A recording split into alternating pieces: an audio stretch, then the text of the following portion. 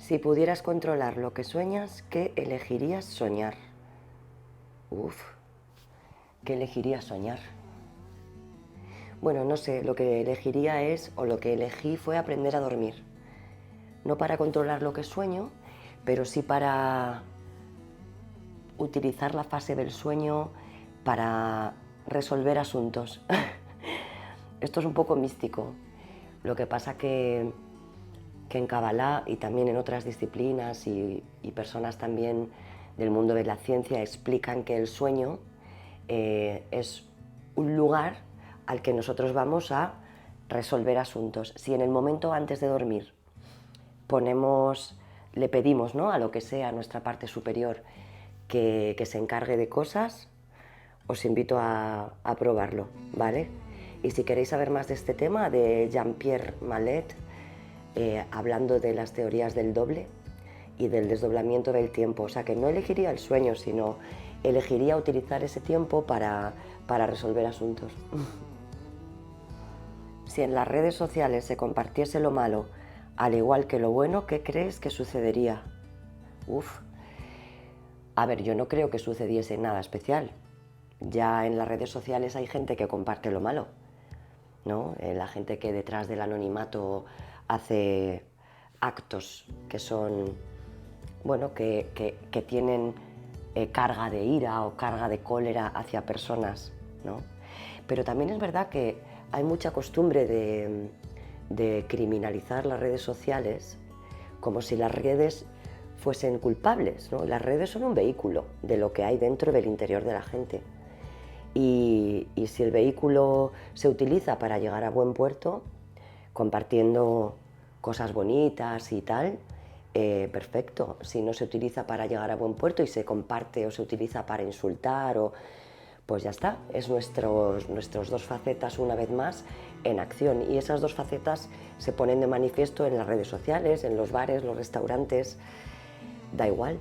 También veo las redes sociales como antes, hace años, había álbumes de fotos en las casas y la gente, pues en los álbumes, salvaba momentos bonitos de la infancia, de días libres, de excursiones, de, no sé, yo solo veo un poco así, lo veo un poco así. Puestos a compartir algo de ti, la inmensa mayoría de la gente también comparte lo que es lindo y es positivo. Es como si tú vas a casa de alguien y ese día o cada vez que vas a casa de alguien pues es contigo amable, ¿no? Pero sin embargo en su día a día habrá momentos en que discuta con las personas con las que conviven. Pero cuando tú vas a su casa es amable. Pues es eso, es que somos así, es que no hay que darle tantas vueltas ni criminalizar tanto al mensajero, ¿no? Hacerte responsable de quién tú eres y ya está.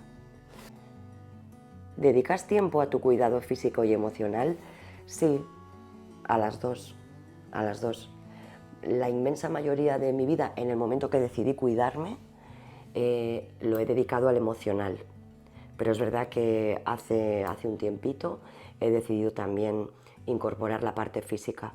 Además, no solamente por el rendimiento físico como tal, sino para darme cuenta que efectivamente cuerpo y alma, o cuerpo, alma, mente, o mente, cuerpo, alma, o como lo quieras llamar tú, son uno, se valen el uno del otro. Entonces, bueno, fue en ese orden, emocional y luego físico, pero es verdad que ahora cuido de las dos. Y me parece importante que el cuerpo sea tu aliado para el crecimiento personal también, porque hay una parte de nosotros que debe de gustarse, que debe estar en paz consigo mismo. Es algo que al final te das cuenta de que es una parte que tienes que meter en la ecuación. Sí. ¿Por qué para ti es tan importante el crecimiento personal o espiritual? Para mí, particularmente, porque sé o supe lo que es en un momento de mi vida vivir sin eso. Porque llegas a un momento de tocar fondo en lo que tiene que ver en la fe de uno mismo, perdón, en lo que tiene que ver con las esperanzas que pones sobre la vida, el disfrute, tus deseos, y llega un momento de cruce de cables en el que dices, no, yo no, ¿qué es esto? Y entonces crecer personalmente es cuando tú pones el foco en el que debe de haber una manera de evolucionar que además de traerme logros, me pueda traer también perlas de felicidad y de paz, ¿no? Y eso es como yo veo el crecimiento personal. Sí, tener logros, tener mejores resultados, pero también que a la par conozcamos que hay un mundo interior nuestro muy potente que está gobernando toda nuestra experiencia exterior. Y cuando te das cuenta empiezas a querer gobernar a la bestia que vive dentro de ti. Entonces, es importante para mí el crecimiento personal y espiritual cuando además llevas ese crecimiento más allá de lo que es la zona de tu personalidad, ¿no? Sí es mi caso en el que yo lo extiendo más allá a esa zona que en apariencia es desconocida, llámala superior, llámala álmica, llámala divina, llámala como quieras, de que yo además aquí estoy en comunión con toda la creación y que la historia de la humanidad nos ha arrojado miles de maneras de llegar a ese lugar en el que hay una conectividad, vamos a llamarlo, con la fuente, ¿vale? Eso sí para mí es importante, porque entonces me siento parte de este universo, no me siento tan sola, tan desconectada como por naturaleza me sentía desde la infancia con el mundo que me rodeaba, ¿no? Sí, para mí es importante. ¿Son lo mismo? Bueno, entiendo que si son lo mismo el crecimiento personal y el espiritual. Bueno, no, yo sí trazo una línea entre el crecimiento personal y el crecimiento espiritual. Y la trazo porque creo que puedes trabajarlas en lugares diferentes. El crecimiento personal puede centrarse en una única faceta. Quiero tener mejoras en mi área personal de emprendimiento o de relaciones o de, no sé, de consecución de mis éxitos, ¿no?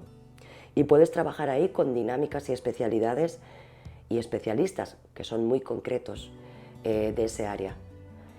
Y entonces puedes tener mejores resultados en tu vida y puedes reducir la intensidad de las emociones, sentir e interactuar con el mundo de otra manera, darte cuenta de que parte del comportamiento está afectando a lo que obtienes por fuera.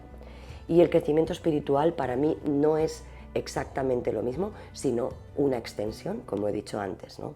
Tener además inquietudes acerca de quién eres, de dónde provienes, cuál es tu lugar en el mundo y cuál es la relación con las alturas, si hay un alma o no hay un alma, qué dice la historia de la humanidad acerca de esto, cómo puedo yo incorporar esa espiritualidad a mi día a día. Sí, podríamos trazar ahí una línea divisoria, aunque una es extensión de la otra, pero es verdad que cada cual la va transitando dentro de un proceso. Primero suele venir el crecimiento más personal y después se suele extender al crecimiento espiritual.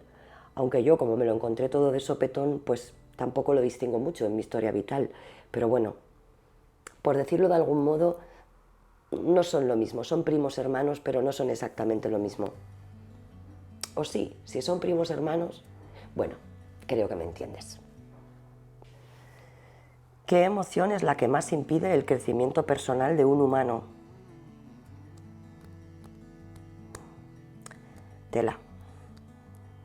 Creo que la emoción que más bloquea a un humano, que más desgasta, que es más inútil, que más daño hace a uno mismo y a los demás, es la ira. La ira, la cólera, la agresividad. Creo que es la que más lo impide. Después hay una segunda que es hija de la ira, que suelen venir detrás, además, que es la culpa. Cuando una persona ya a solas tiene sentimiento de culpa, creo que es un trabajo que hay que hacer. Ahí creo que es una alerta suficiente para que sepas que hay un trabajo que hacer contigo. Si bien qué es lo que ha detonado que tú tengas culpa, o si bien estar en culpa es un estado perpetuo. Así que como emoción instantánea, diría la ira o la cólera. Como sensación o sentimiento más perpetuo, la culpa.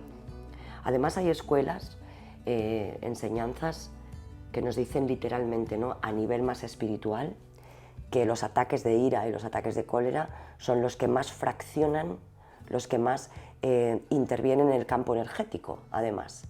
Con un ataque de ira o con un ataque de cólera, se cuelan cosas, ¿no? Vamos a dejarlo ahí, pero es verdad que es la que más cuidado hay que tener, la bestia. ¿Conoces la ansiedad y el nerviosismo o quizá la depresión? Sí, las tres. Las tres. Nerviosa soy por naturaleza. Creo que hay algo en el componente físico-mental de mucha gente que nos hace estar en un estado de nerviosismo por naturaleza.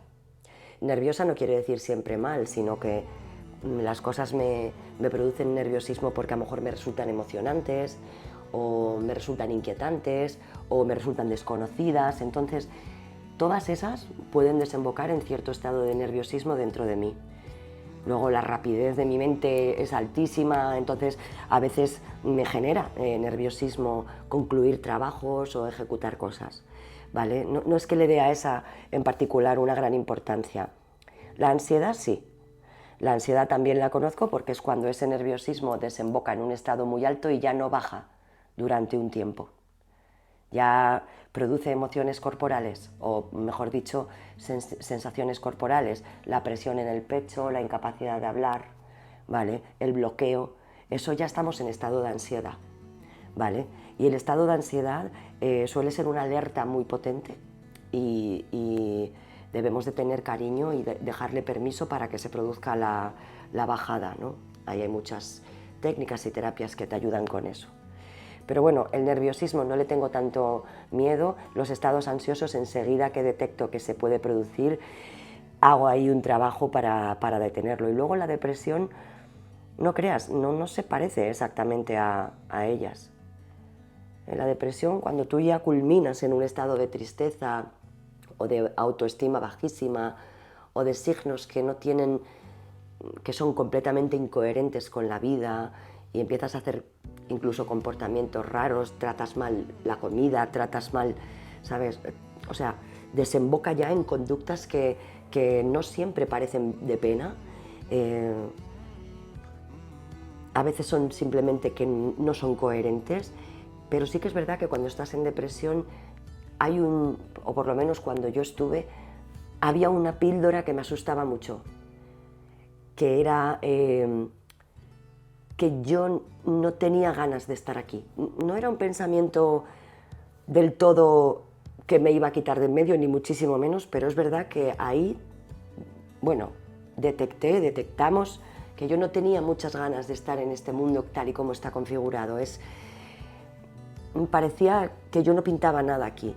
Y no siempre era con tristeza, porque yo no siempre la manifesté así, la verdad, hay que entenderlo como un proceso, pero bueno, a la pregunta sí, conozco las tres,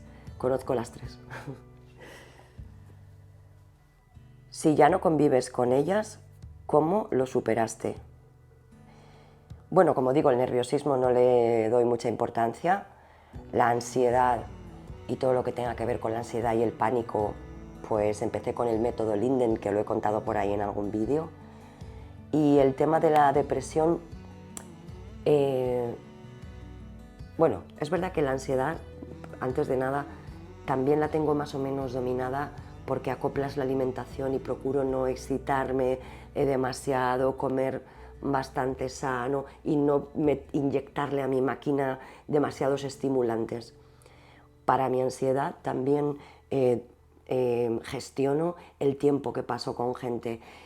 Por ejemplo, me encanta estar con gente y tal, pero sé qué cosas me ponen nerviosa o me producen ansiedad y lo que hago es, por decirlo de algún modo, controlar un poco mi exposición a los estímulos muy ruidosos o hiperexcitantes, o eso sí me pone ansiosa. La depresión, yo particularmente diría que la mayor parte, que yo no soy psicóloga, gran parte de la salida tiene que ver con el desarrollo espiritual, con empezar a conocer esa otra faceta y pensar que yo sí tenía un lugar aquí, aunque este mundo fuera un poco raro para mí. Si pudieras borrar solo una cosa de la historia de la humanidad o de la faz de la Tierra, ¿qué borrarías? A ver, creo que todo lo que divide a la gente, a mí no me cuesta observar que los grandes conflictos de familias, de grupos de amigos, son las divisiones. Lamentablemente creo que las discusiones familiares acerca, por ejemplo, de política, cuando una familia está aquí, un miembro, ¿no?, es rojo, el otro es azul, y empiezan el machaqueo entre ellos y por una cuestión tan, no sé, eso lo borraría de la faz de la tierra. El que un núcleo sólido, véase unos amigos, véase una familia, véase, no sé, algo donde debe de imperar el amor, por momentos se fraccione a base de insultos, faltas de respeto y demás, solo por la condición, por ejemplo, política o religiosa o lo que sea del otro, eso lo borraría de la faz de la tierra. Eso sí, porque creo que hay algo ya o sea, creo que todo está configurado para provocar división. Que nadie te quiere ni rojo ni azul, te quiere dividido. Eso, y para mí no me cuesta nada verlo, lo veo con toda claridad, pero hay gente que se pierde ahí y a mí me parece que contamina muchísimo. Discutir por preferencias y romper familias y romper... O sea, eso lo borraría. ¿Qué quieres que te diga? Si pudieras vivir por 15 minutos dentro de la cabeza de alguien, ¿la cabeza de quién elegirías? La cabeza de nadie. De nadie. En la cabeza de la gente están sus mayores luces y sus peores sombras. Y todos las tenemos. Las personas a las que más admiramos, las personas las tienen. Sus secretos, pensamientos fugaces que no crees, de esas cosas que piensas que dices, Dios, ¿cómo he podido siquiera pensarlo? Ataques, por ejemplo, de ira o de cólera que reprimimos, odios que nos callamos, todo eso está dentro, yo eso no lo quiero ver. No quiero ver la cabeza de nadie, no quiero saber tanto de la gente, tampoco quiero que sepan tanto de mí ni de mi cabeza, porque es lo que más cuesta, convivir con esa tendencia al bien enfrentada a esos impulsos, ¿no?, que de vez en cuando brotan y te hacen recordar a ti que la dualidad es parte del diseño humano. No quiero vivir dentro de la cabeza de nadie, lo siento. ¿Volverías a trabajar para alguien en la empresa de alguien? Si puedo, no. Si puedo, no. No volvería, no. Desde que probé, bueno, el reto, ¿no?, de montarme por mi cuenta y dedicarme a lo que yo quiero y tener que hacer eso, crecer y tal, una de las libertades que he experimentado más fuertes es la ausencia de jefes en mi vida. Entonces, no volvería a trabajar para nadie si puedo. Vamos, si puedo evitarlo, elegiría no hacerlo. Porque además creo que el emprendimiento y demás es donde más se necesita desarrollo y crecimiento personal, porque creer en ti y hacer lo que haces es un desafío. Pero bueno, siendo concreta con la respuesta, si puedo, elegiría no volver a trabajar para nadie. ¿A quién admiras? ¿Tienes algún ídolo? Y creo que he contestado alguna vez a esto. Puedo admirar el trabajo de mucha gente, los logros, las aportaciones de mucha gente, pero ídolos no tengo, de verdad.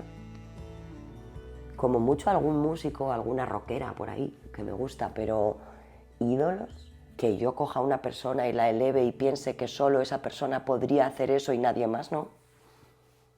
Admiro, hombre, a Teresa de Calcuta, admiro su entrega, a Rafa Nadal, admiro su capacidad de no rendirse, qué sé yo. Admiro a amigas mías muy cercanas que hacen cosas increíbles, pero ídolos no tengo. Creo que no tengo, vamos. creo. ¿Crees en las grandes conspiraciones? Creo que no todo es lo que nos cuentan. Creo bueno, que los medios de comunicación están al servicio de otra cosa, que no es informar a la gente. Entonces no soy una gran consumidora. Creo que el interés común, el interés general, no es el objetivo de los grandes que nos rodean. Y creo que no se nos ha dicho la verdad en todo. Lo que pasa que eso es algo que vas viendo y observando y dices, ¿cómo es posible? ¿No? Ahora, también creo que cuando sales de un poco del pensamiento mainstream y ya no te fías demasiado de los políticos, ya no te fías demasiado de lo que dice la tele, los periódicos, ya no te fías demasiado, creo que hay otra zona en la que hay que tener cierta cautela, porque aunque yo me acerco y escucho cosas y teorías alternativas y tal, también creo que si te apegas mucho a esas teorías, han vuelto a conseguir que estés apegado a una ventana.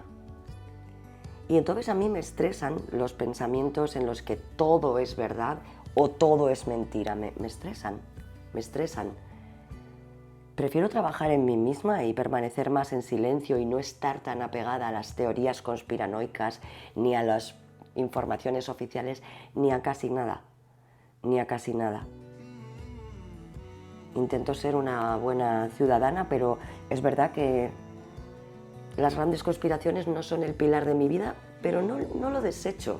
Creo que es sencillo entender que observar cierto aborregamiento, cierto comportamiento que es inducido por los medios, ciertas maneras de pensar populares que dices, pero vamos a ver, ¿tú pensabas eso antes de que ellos lo pensaran? ¿O lo verbalizas después de que ellos lo hayan pensado? Así me paso todo el día. Pero bueno, es verdad que procuro que ninguna de las dos gobierne mi vida.